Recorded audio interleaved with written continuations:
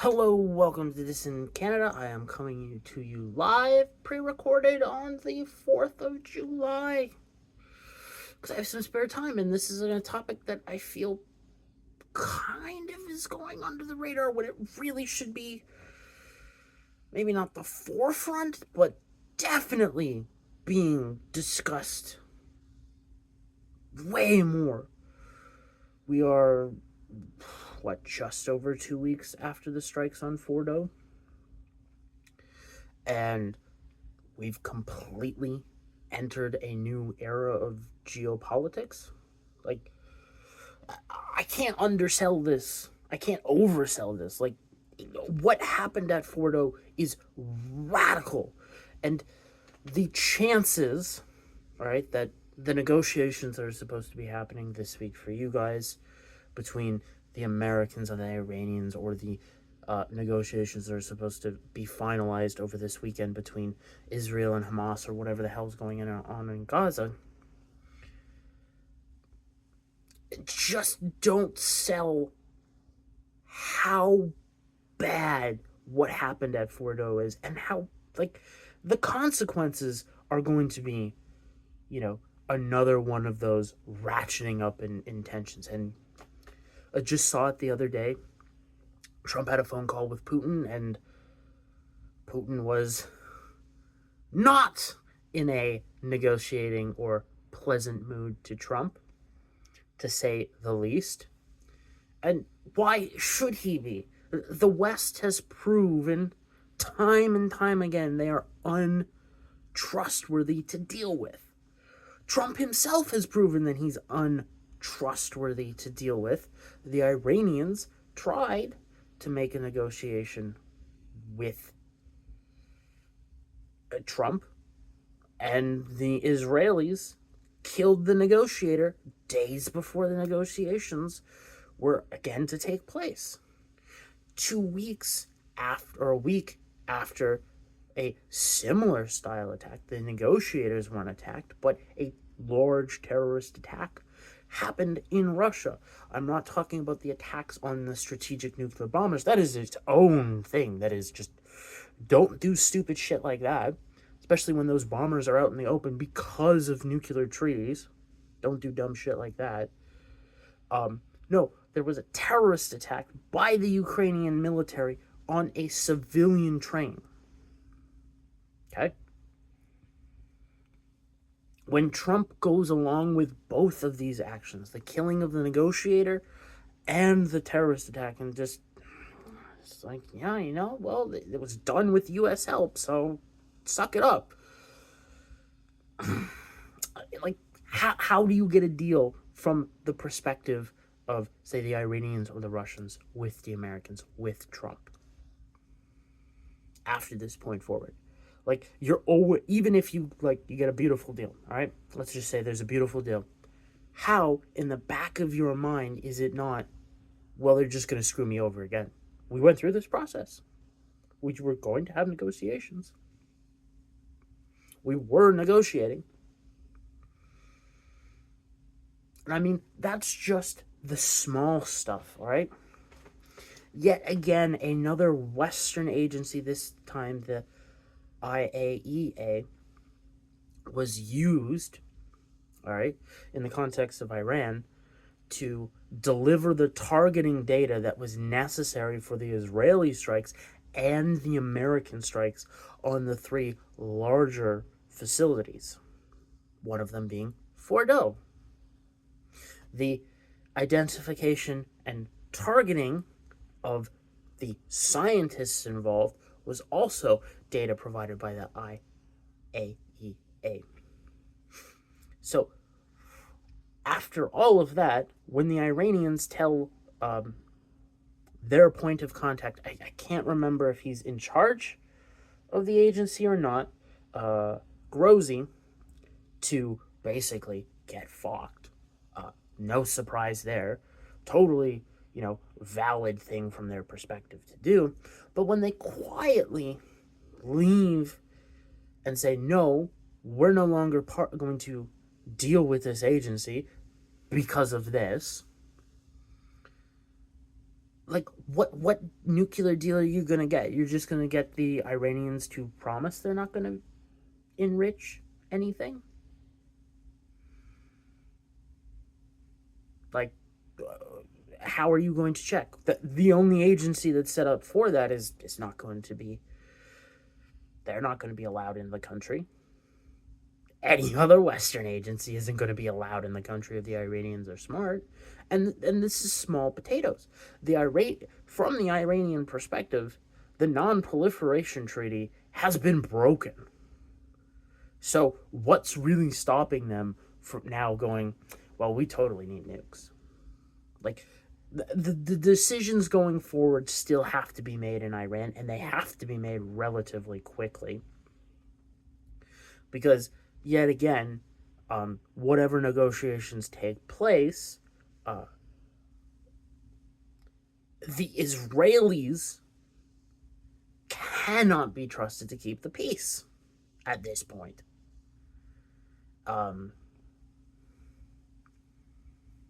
Like, Netanyahu has used every breather he has gotten to rearm, refocus, and launch another attack somewhere else. He went after Gaza. He did his work there. Rearmed, reoriented, attacked.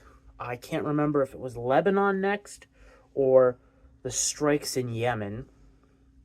Then you have the strikes, the last year's previous strikes into Iran. Like, from the Iranian perspective, all right, Israel keeps attacking.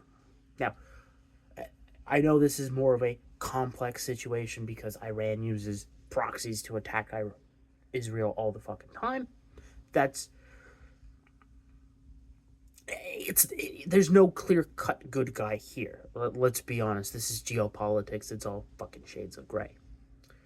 But if you wanted peace, which is what I have wanted from the beginning of all conflicts, all right, how do these two sides negotiate a ceasefire that lasts? Because, again, the hardcore elements in both countries have been proven right to a certain degree. From the Israeli context, they got away with hitting Iran. They didn't get the regime change, but they were getting close.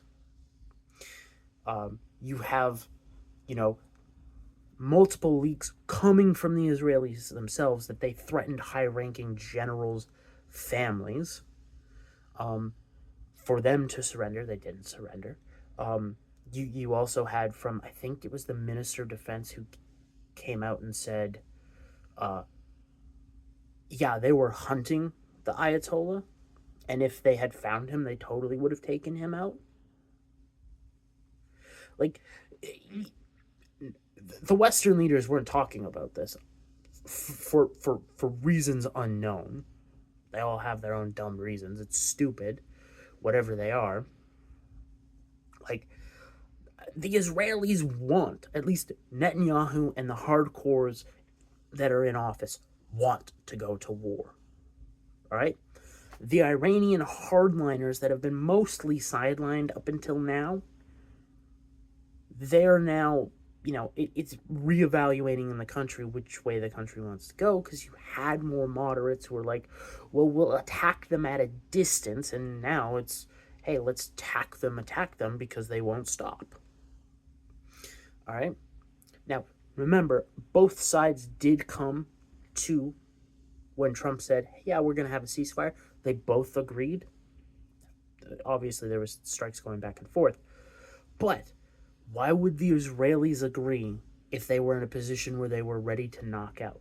Well, if you've been listening to the Duran, you know that more and more of those strikes from Iran into Israel were hitting targets. And now this past week, I think it was yesterday for me, the Pentagon came out and said, yeah, we're not sending Patriot and other missile supplies to the Ukrainians because there's a desperate shortage and we need to be concerned about our own stocks here at the home front. Finally, that happened. But that's basically what the Iron Dome system is. It's an integrated Patriot missile system with other systems that the Israelis make, but there's quite a few Patriot systems in there to the best of my understanding. So they tapped because they needed to, but they're completely rearming. Like, you go to Israeli media and it's like they're rearming, okay?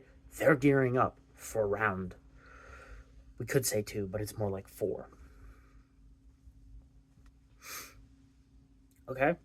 And that's just surface level stuff. When it comes to the Nuclear Non-Proliferation Treaty, we had Lavrov leak to the world that other countries had already offered Iran nuclear arms to protect themselves. We now have to consider, do the Iranians take that on the sly or something like that? Do they take, say, the necessary equipment and tools and whatever they need to finish nuclear arms? Not just, hey, we have a fissionable payload, we now need a delivery system. Do they accept a delivery system from, say, North Korea? Do they look to integrate themselves more with Russia and China and BRICS in general? Because BRICS, sure as shit, isn't an economic alliance. It is a growing political alliance, guised as a economic alliance, but that's a topic for another day. Like, there's so many consequences here. Like, really, the Nuclear Non-Proliferation Treaty, I think, is dead. We're just waiting on confirmation at this point. Like, after Gaddafi gave up his program and he was then, whacked in the most gruesomest way by his own people, where before he could walk in his country without guards, yeah, that did a recalculus. But now with Iran and the way in which this was done, the calculus again has shifted to if a country has access to fissionable materials and has it can get the people, the science, the materials left to finish it. The question is, do we do this, especially if we're, say, at odds with the Americans at this point in time? And these strikes are, at best I can guess or take a shot at, is it looks like it delayed the effects of, or not the effects, the how close the Iranians could be to making a fissionable payload. They still, as far as I'm aware, I can't find anybody who can definitively say they have a delivery system, but they're instead of, let's say in the best case they were weeks away from a payload, they're now maybe months to a year away from a payload, maybe say as far as like 18 months. Like, you've delayed them, you've shifted the calculus in the country itself. You saw the rally to the flag effect. I'm really surprised there wasn't a Mossad operation or a CIA parallel operation that was to lead an uprising. They love to do that shit with this parallel stuff. Maybe there wasn't enough time for that to take effect and it's still being held back. But, like, the global consequences of this will be felt for years. Just like Gaddafi when the whole Libyan situation kicked off and then subsequently ended. Like, I don't see how this turns out well. The best case scenario is everybody goes back to their corner and takes a breather, gets some water, and gets ready for the next round. Maybe that's not how the Iranians want to play it, but like, that's probably the best idea. Like, we are waiting on Iran's response, and this is a country with people that want to be fiercely independent, as they have not, fully integrated with Russia and China in their endeavors. And even though they've been offered now I think a couple times after the bombing started, uh, hey, we're willing to build an integrated air defense system in your country.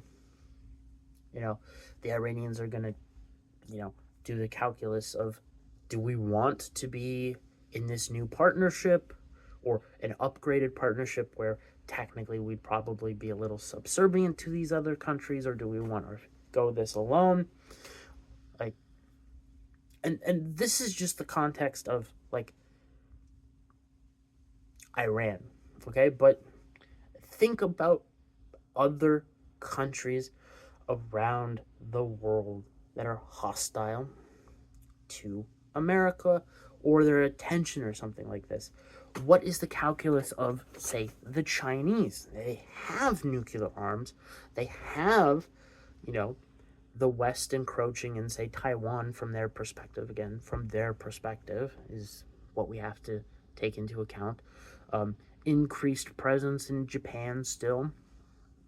You know, challenges still in Southeastern Asia. There's the bombers that are at Guam ready to strike. There's the Indo-Pacific fleet that is always there, a threat there. You know, China's also not the best, is not a good faith actor in this. Neither is Russia. Nobody is. But, like, that's the problem with what happened. It was done in such a way where the people where you don't really want to piss off, because the problems are the consequences are bad. Like, China's already basically doing unrestricted bioweapons warfare against the United States. We had, again, just this year, 2 instances at the University of Michigan where deadly viruses or potentially deadly viruses were taken by Chinese spies. Well, I guess they weren't spies, they were Chinese assets. You have the ever encroaching threat of the Belt and Road Initiative. You have, you know, Chinese asset and spy infiltration all over the world. Like, how much are you willing to, I'm not saying stand back and just let them do whatever, but when you do shit like this, how do you come to an agreement with China where the Chinese can say, okay, we can accept this deal and we'll honor it because we know you will honor it. Like, those are the big problems. I don't think you could potentially ever get that. You can't trust a fucking communist to save your life. But, you know, had they let the talks completely fail, let's say they failed, and then they said, well, we said you couldn't have nuclear weapons. Bam. That's a different framing. And again, like, I think the biggest issue I have with this situation is that the Russians now have the go-ahead to grind the Ukrainian army completely up. It may take a while, but, like, they have tacit permission because you can't trust the Americans, at least in the short term. And even though they're backing out with the weapons, the Ukrainians have bet everything on total victory. Like, they have no way out other than total victory. Like, the hardliner factions in Ukraine surround Zelensky. If he even thinks about surrender, the likelihood that he survives is not high. Even in, say, in exile, okay? Which really should be his objective at this point, is to be the Ukrainian leadership in exile. So, as I'm trying to get back to my fear, when the Ukrainian army really starts to crack, like, they're already showing cracks and they have been for a while, but when they really do crack, all right, And those surrounding Trump who talked him into these strikes say, Mr. President, to save these Ukrainian lives and to save Europe, we must go in. Trump had a hard time resisting these strikes. That situation is going to be infinitely harder to resist, in my opinion. Okay? Another scenario. Israel, I do not trust. Benjamin Netanyahu, I definitely do not trust at the helm of that country. What happens if he rearms himself and the IDF, they go back into Iran, again, with no game plan, and the only game plan is to go in there, and when they start losing, to suck the United States in. Can Trump stand back? I was talking with Payman Ascari on X about this. That is my fear. Okay? Payman made some great arguments of why Trump wouldn't, and I'm like, again, he's the man in charge, and he's being shown, at least from the neocon perspective, there's going to be all this death and suffering, and you can stop it. All you need to do is send the boys in.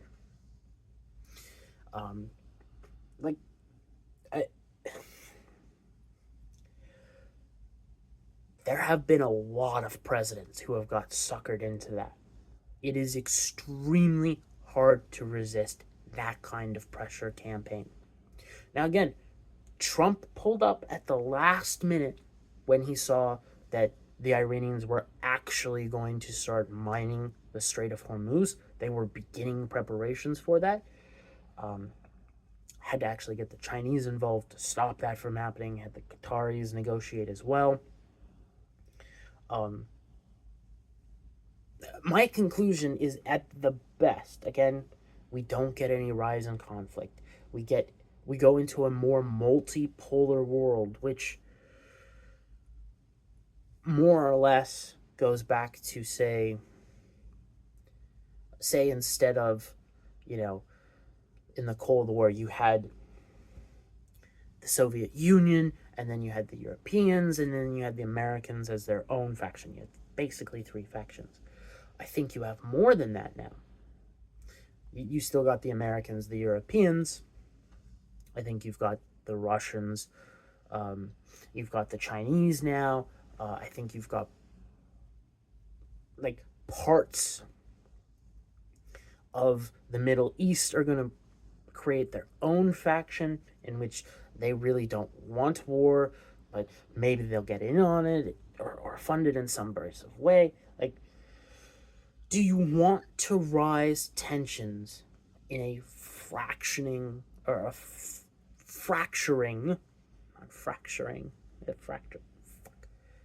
Oh, apparently I am having difficulties speaking. The communication systems between my brain and my mouth don't want to work. When the world geopolitical norm starts to fracture, do you want to add, untrustworthy negotiators? Look at it. Switzerland is no longer the trusted place to have these types of negotiations that, would need to happen. The Swiss are no longer the neutral party that everybody trusts. Do you want to continue to go down this road? I sure shit don't. And I really wish everybody would, back off, calm down, and then come to the table. Who knows if that's going to happen? But, we're basically now at the point, kind of going into, say, that era of, say, the 1950s to, say, the early 60s of duck and cover. But instead of talking about the duck and cover and getting those really, really funny propaganda films as if ducking and covering under a fucking school desk is going to save you from a global thermonuclear detonation or war. God, those things are so fucking funny to watch in retrospect. Instead of going through that notion, we're sitting here, talking about tariffs with the United States and such. So I just needed to get this off my mind because I do not find enough people giving this the credit it is due of what happened and how absolutely fuckered the situation is now. I did say was it Friday or Thursday that I would have a Black Pill Monday. This definitely qualifies as that. Anyways, I will see you in the next video. Until then, have a good day.